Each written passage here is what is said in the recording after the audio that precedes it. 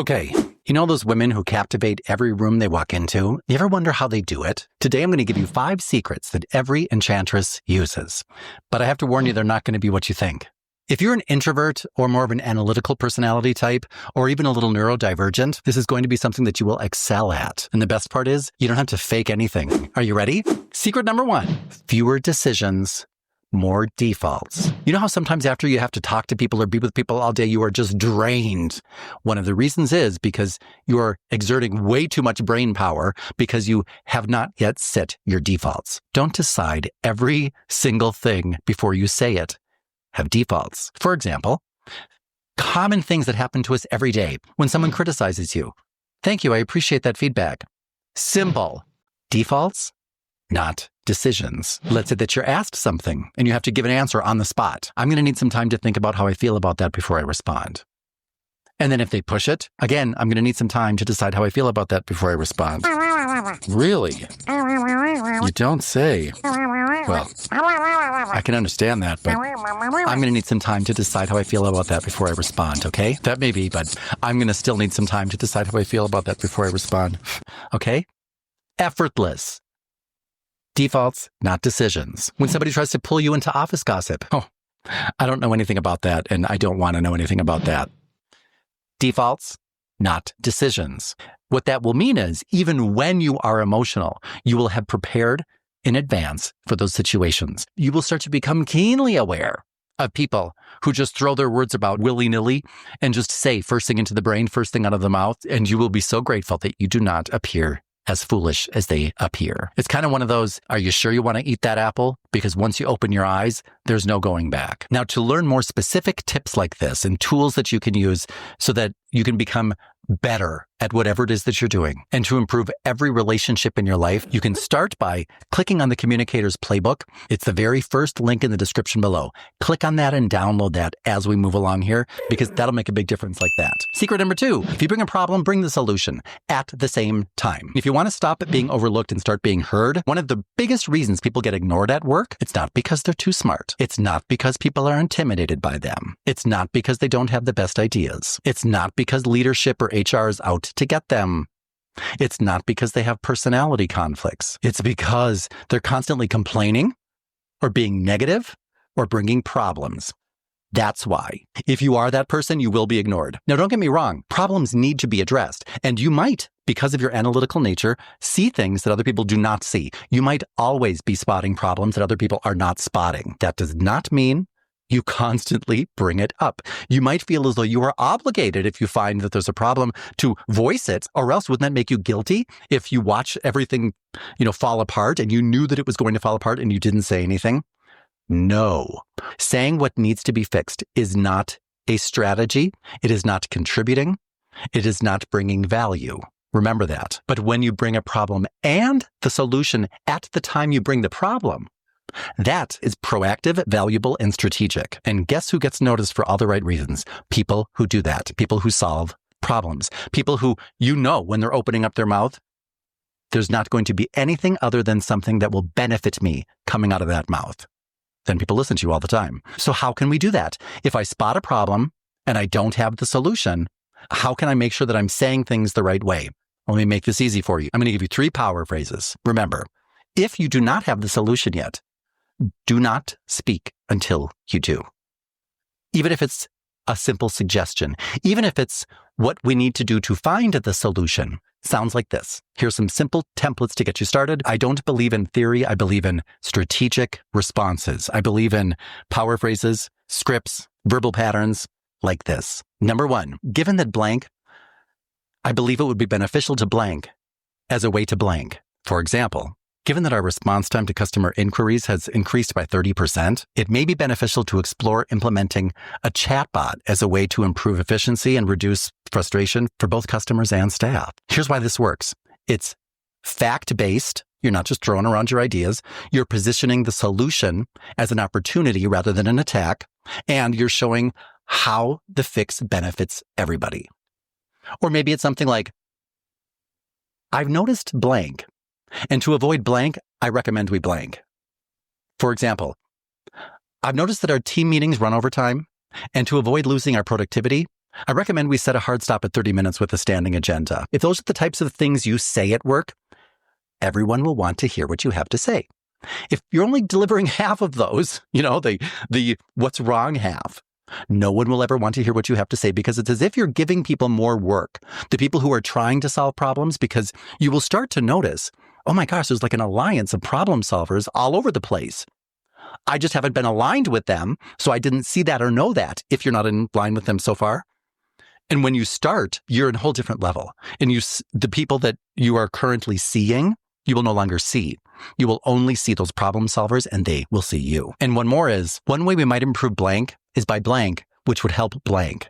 For example, one way we might improve employee retention is by offering flexible work arrangements, which would help us stay competitive in our hiring and turnover costs. In that case, you're leading with a solution, not just a complaint. It focuses on improvement rather than what's broken, and it ties directly to a measurable business impact. How to make this work for you? Before bringing up a problem, ask yourself, are you only pointing out the issue, or are you also offering a possible solution or a route to a solution?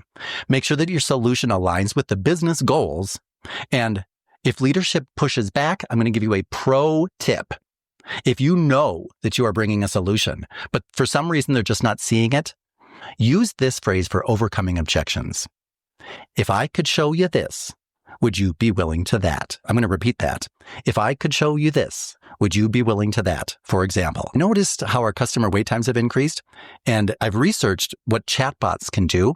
And if we implemented one, not only would it cut back on our customer wait times, it would end up saving us tenfold what we paid for it. And if your boss says, chatbots, no, we're not going to do chatbots. I want real live people.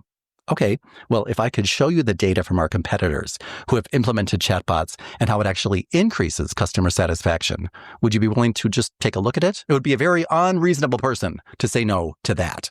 I know a lot of people just object to everything because that's a knee-jerk reaction, and that's human nature. We have to study what human nature is and be prepared for it so that we are not reacting to it. We have responses for it. We are not deciding what to say.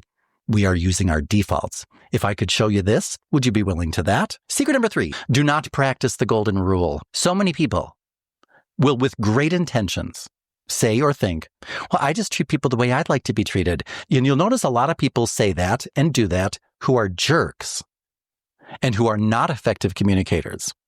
Which brings me to my communication hero of probably the year. If you are watching this, Representative William Keating, I have to say, I'm proud of you and I'm inspired by you.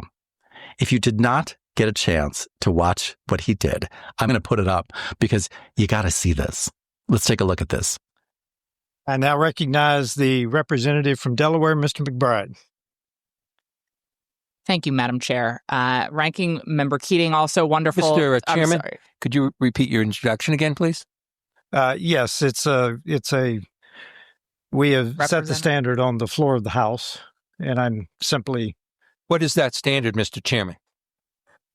Would you repeat what you just said when you introduced a duly elected representative from the United States of America, please? I will.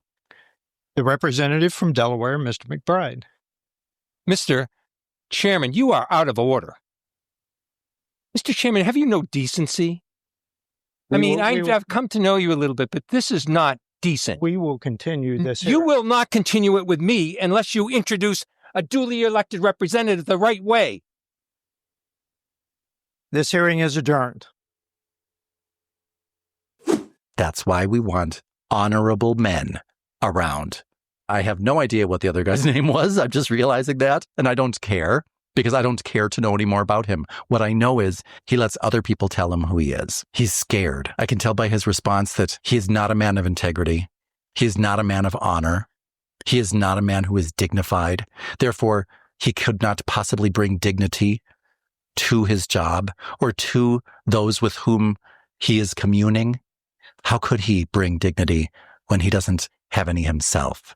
And Mr. Keating, my communication hero, when he said, Mr. Chairman, have you no decency? He couldn't respond because he knew, shit, something in him, the humanity in him, because he did not appear to be a psychopath. as some people appear today who are on television a lot. He did not appear to be psychotic. He did not appear to be a sociopath. He did not appear to be a narcissist. He appeared to be a misguided man who is scared and weak. That's what he appeared to be. Because when he was asked if he had no decency, he couldn't respond. Because he knew that wasn't decent. Don't talk when you feel like talking. You want to have processes that you go through in your brain before you speak. For example, a simple cost-benefit analysis. What's the price I might pay for saying this? What's the benefit? Is it worth it? You might use a communication stoplight. Does this need to be said? Does this need to be said by me? Does this need to be said by me right now? You might want to use a simple diversity compass. Does what I'm thinking of saying contribute to my productivity or the overall productivity or well-being of this team or this organization? Is this in line with my personal compass? If the answer is no for any one of those, don't say it. That's what practicing the platinum rule is really all about. That's what finding out who others are around us and treating them the way that would lift them up, treating them the way they want to be treated, just because it is of no consequence to me other than positive consequences. You have to come to a place where you say, not one more day will I be complicit and sit back and watch what I know to be an injustice take place right in front of me as if it's not happening. Not one more day will I pretend that an illusion is reality and reality is an illusion. Not one more day. Not one more day. That's what treating people the way they want to be treated, practicing the platinum rule is really all about. It's about learning about the people around us and honoring them. What I give to my brother, I give to myself. I mean, that's just such a universal truth. That is one of the foundational building blocks that children learn. Somebody is so lost in their development that they have forgotten that. It's not something that we have to learn. It's something that some of us have to remember. Anything that's really important, we don't learn truth. We remember it. And we remember that what we should be doing is treating people in a way that lifts them up. How do we find out how to do that? We ask them. And then we do that. And we don't let other people try to strip them of their dignity. And if we see it happening at work, at home, even if it gets you fired, there's nothing that will elevate you more than you taking a stand for what's right. So thank you, Mr. Keating. You are today's communication hero. Secret number 4. If you have to think about it, script it. Let me ask you something. If you have a very important presentation to make, a speech to give, would you prepare for it at all? Or would you just wing it? If you have to go give the commencement address at the university, would you just walk up without preparing anything? If people don't think about what to say before the moment arises, that's why people freeze. That's why people ramble. And that's why people walk away from conversations thinking, ugh, why did I say that? So the solution, script it. If you don't, you're making your life way too difficult. I mean, if something is important enough where you're thinking about it after the fact, or you're thinking about it before the fact, where you're thinking, oh, okay, what am I going to say? What am I going to say? There have been millions of people that have come before you that have collaborated and among each other decided, you know what? When I have to say this, this worked for me. You know what? When I have to say that, this worked for me. Really? When we have to say this, what's the best way to say it? And people come up with scripts, verbal patterns, tactics, power phrases, and then you can benefit from all of that information the next time you have to have a difficult talk. Because no matter what it is, even if it's something that really no one has ever had to say before, the right verbal pattern or freestyle script will help you get the thoughts from your brain out of your mouth in the most effective way so that you are precise with your message and not just winging it. You know, if you know something's important, don't wing it. Wing something else. Relationships are the most important things we have. Wing something else. You know, but I don't want to sound rehearsed, people will say. Everything you say is rehearsed already. I mean, you had to learn to speak whatever language it is that you're speaking right now. You had to learn that. The sentence structure that you use when you speak, you had to learn that. The phrases that you use, you had to learn all of that. You will not sound rehearsed when you start to use systems to get the thoughts from your brain out of your mouth in a clear, succinct way. You will not sound rehearsed. You will sound clear and you will sound impactful, and you will sound persuasive. You should have, as a professional communicator, lists of power phrases, of decision graphs. You should have verbal patterns. You should have strategic step-by-step processes to deal with the things we all deal with all the time. Saying no, overcoming objections, speaking in public, responding to feedback, giving feedback. Those are all things that we all have to do all the time. Do you have responses prepared for those? If you don't, you're making your life way too difficult. The right verbal pattern or freestyle script will help you get the thoughts from your brain out of your mouth in the most effective way so that you are precise with your message and not just winging it. We all have situations where people cross our boundaries. Do you know how to use a boundary statement? For example, I do want to blankety blank, but not blankety blank. John, I do want to hear everything you have to say, but not if you're going to interrupt me when I'm speaking. Or when somebody dismisses your ideas. John, I realize that that is your perspective, but have you considered this perspective? Or let's say that you need to surrender every now and then so that you're not considered hostile in your silence, but go on the record that I'm not picking up what you're putting down. John, it's difficult for me to see how that'll work, but I trust your judgment and you have my support. And you won't sound rehearsed. You will sound like you know how to communicate. And number 5, this is a biggie. Don't take anything personally. Remember the mantra, this is all about me. This is all about me. It is. The way you speak is all about you. The way you perceive things is all about you. We tend to harbor things and carry things because of the way people talk to us, the way people treat us.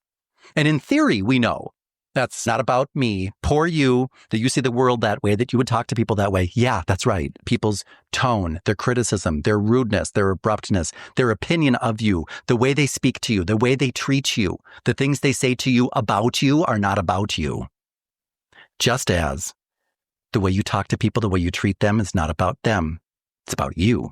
If people are all against us and are beating us down all the time, that makes life difficult, and we can go home and cry because it was a difficult day. But we don't cry because we're questioning who we are, because everybody at work hates us. It's not about me. If I'm okay with me, I'm okay that you're not okay with me. If you start doing more of that, little by little by little, all of these are skills. These are not things that happen overnight. The more you practice saying to yourself, that it's all about you, I'm all about me, and frankly, I have no desire to bring you home with me tonight and wash dishes with you and watch TV with you and sleep in my bed with you along with my lover. I'm going to lead you at work. That takes back all of the power as well. And now, if people are behaving outrageously and you want to make sure you don't take things personally, use one of the 4 duct tape phrases. That's interesting. Tell me more. That's interesting. Why would you say that? That's interesting. Why would you do that? That's interesting. Why would you ask that? If you have those 4 phrases ready, interesting, why would you say that? Interesting, why would you ask that? Interesting, why would you do that? Interesting, tell me more about that. That you can use to respond to anything somebody says or does, and it's putting it back on them. You will find things out that you did not know. You don't take things personally, and you become more of an observer, of a learner. I'm not here to teach lessons. I'm here to learn lessons, but that requires, this is the key, forgiveness. Forgiveness is a critical component to a powerful communicator that you will not be able to dismiss or overcome. You have to learn how to forgive other people. Truly forgive them. And if you have trouble doing that, remember, take baby steps. Forgive people for cutting you off in traffic. Forgive people at the grocery store who cut you off in line. Forgive cashiers for being rude to you. Forgive, forgive, forgive. It's a skill that you practice. You might want to start with you, because if I have trouble forgiving everyone else, I'm going to have trouble forgiving myself. Those who are generous in their forgiveness with others tend to be generous in their forgiveness with themselves. And that's a great thing to have. And if you start doing what we just talked about, by the way, it's time to hit that subscribe button and come back here every day for 7 days. Watch one quick video. And if your life does not significantly change, if you don't fall to your knees because of all of the love that is coming at you from all corners of the universe, unsubscribe. But if I'm right, You have a whole new world. You won't believe what's waiting for you when you just start changing the words that you speak. Because if you speak the same way tomorrow as you spoke yesterday, you'll have the same experience tomorrow as you had yesterday. If you want to change the way people relate to you, experience you, you have to change the way you speak. That's how you do it. And remember, to get started, download that Professional Communicators Playbook. First link in the description below. Click on that before you watch this next video, which is about the 5 things that women who win do that women who don't win don't do. So remember, we're all here to take care of one another. So let's try to be good to one another even when it's not easy. And remember that there's nothing that we have to say that we can't say in a loving way. So if you have any trouble doing that, that's what I'm here for. Let's get together and get this show on the road. This is Dan O'Connor signing off.